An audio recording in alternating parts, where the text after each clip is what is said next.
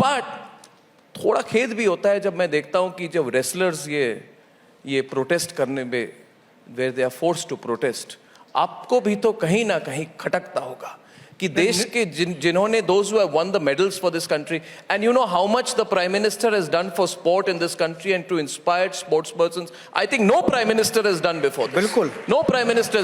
But why have you allowed it to happen, and why are these sports stars having to protest? And what will you do about it? देखिए, प्रधानमंत्री जी के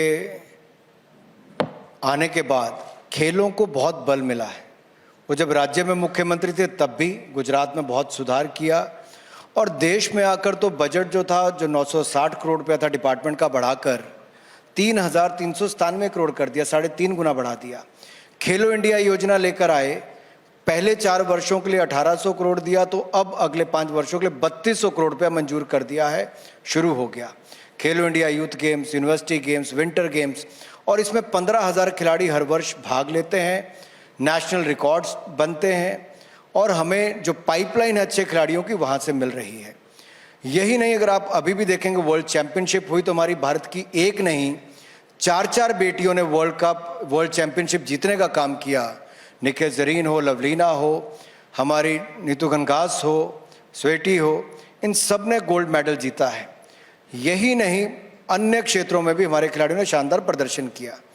जहाँ तक आपने wrestlers की बात कही, मैं अर्नब जी आपको याद करवाना चाहता हूँ, मैंने सारे कार्यक्रम कैंसिल करके मैं एक बार नहीं 12 घंटे इनके साथ स्वयं बैठा, इनकी बातें सुनी, इनके ही सहमति के साथ रात के 2 बजे हम लोगों ने प्रेस कॉन्फ्रेंस की कमेटी का गठन किया। जिनकी मुख्य मांगें थी उसमें विचार करने के लिए वो ओवरसाइट कमेटी बनाई गई।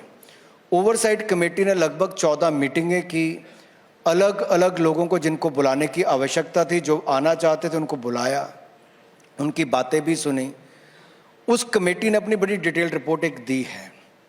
उस डिटेल रिपोर्ट के बाद जो प्लेयर्स की ही डिमांड थी कि निष्पक्ष चुनाव हो, हमने कोई सरकार को बीच में डाले बिना निष्पक्ष चुनाव के लिए भी कह दिया है।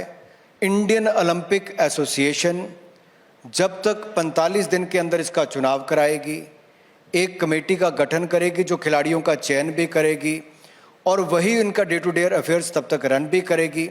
और जब इनकी बॉडी बनती है तो नई संस्था बनने के बाद इंटरनल कंप्लेंट कमेटी हो, बेहतर रूल्स इनके अंतर्गत, उन सबको सुनिश्चित करने के लिए इनको आदेश पारित किया है। जहाँ तक सेक्सुअल हरासमेंट के केसेस की बात है या मेंटल हरासमेंट की बात है, उनकी भी डिटेल इंक्वायरी हुई, और डिटेल इंक्वायरी के बाद अभी भी अगर आप देखोगे दिल्ली पुलिस ने कोर्ट में भी कहा है, सरकार ने कहा है कि प्रिलिमिनरी इंक्वायरी के बाद अगला जो भी कदम उठाना होगा वो उठाएंगे।